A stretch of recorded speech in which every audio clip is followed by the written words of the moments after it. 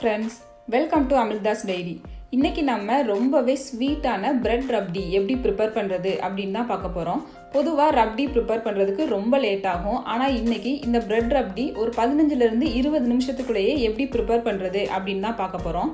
ரொம்பவே சிம்பிளா பண்ணக்கூடிய இந்த ரெசிபியை இப்போ எப்படி பண்றதுன்னு பார்க்கலாம் வாங்க. First பாத்தீங்கன்னா ஒரு 2 bread slices எடுத்துக்கோங்க. அதை சின்ன சின்ன பீசஸா கட் பண்ணிக்கோங்க. இந்த மாதிரி கையிலேயே கூட சின்ன சின்ன பீசஸா பிச்சு போட்டுக்கோங்க. அடுத்தது பாத்தீங்கன்னா இது எல்லாத்தையுமே ஒரு மிக்சர் ஜார்ல போட்டு பல்ஸ் மோட்ல கிரைண்ட் பண்ணி எடுத்துக்கோங்க. ரொம்ப ஸ்மூத்தா வந்துட்டு கிரைண்ட் பண்ணிட வேண்டாம், கொஞ்சம் கொரகொரப்பா கிரைண்ட் பண்ணி எடுத்துக்கோங்க.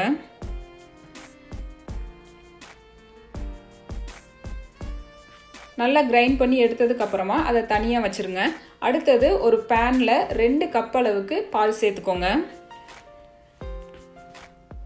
2 கப் பாலுக்கு 1 கப் தண்ணி சேர்த்துக்கோங்க. தண்ணி ரொம்ப அதிகமா சேர்த்துற வேண்டாம், 2:1 ரேஷியோலயே சேர்த்துக்கோங்க. பொதுவா நம்ம ரப்டி ப்ரிப்பேர் பண்றதுக்கு தண்ணி சேர்த்துக்க மாட்டோம், ஆனா இதுல நீங்க தாராளமா சேர்த்துக்கலாம். பால் நல்லா கொதிச்சு வந்ததுக்கு அப்புறமா லோ ஃப்ளேம்ல வச்சுட்டு ஒரு 5 நிமிஷத்துக்கு கொதிக்க விடுங்க.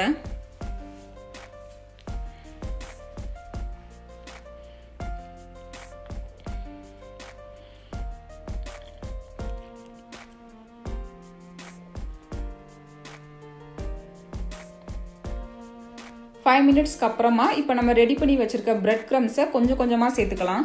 ஃபர்ஸ்ட் பாதி அளவு சேர்த்துட்டு நல்லா மிக்ஸ் பண்ணி விட்டுக்கோங்க. அடுத்தது பாதி அளவு சேர்த்துக்கோங்க, இல்லைன்னா பால் பொங்கி வந்துடும்.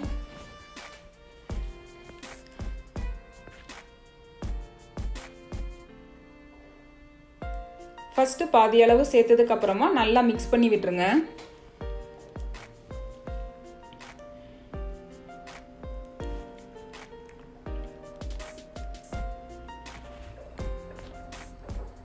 நல்லா மிக்ஸ் பண்ணி விட்டதுக்கு அப்புறமா மீத இருக்க பிரெட் கிரம்ஸ் எல்லாத்தையுமே இப்போ சேர்த்துட்டு நல்லா மிக்ஸ் பண்ணி விட்டுருங்க.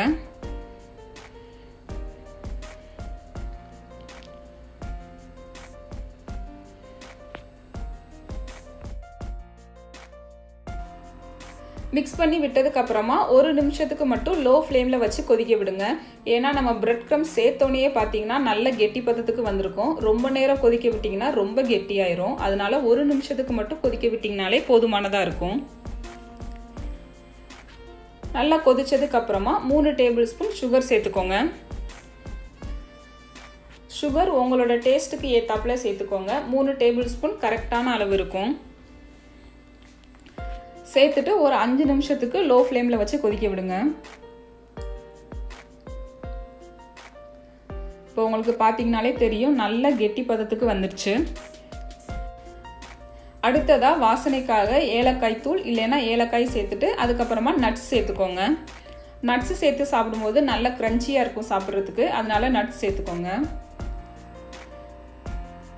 சேர்த்துட்டு நல்லா மிக்ஸ் பண்ணி விட்டீங்கன்னா அவ்வளோதாங்க, ரொம்பவே சுவையான பிரெட் ரப்டி தயாராயிடுச்சு. இது பார்த்தீங்கன்னா நான் ஏற்கனவே சொன்ன மாதிரி ஒரு 15 ல இருந்து 20 நிமிஷத்துலயே பண்ணி முடிச்சிடலாம். இதை நீங்க ஹாட்டாவும் சாப்பிடலாம், இல்ல ஃப்ரிட்ஜில் ஒரு 1 மணி நேரம் வச்சுட்டு டெசர்ட் ரெசிபியாவும் சாப்பிடலாம்.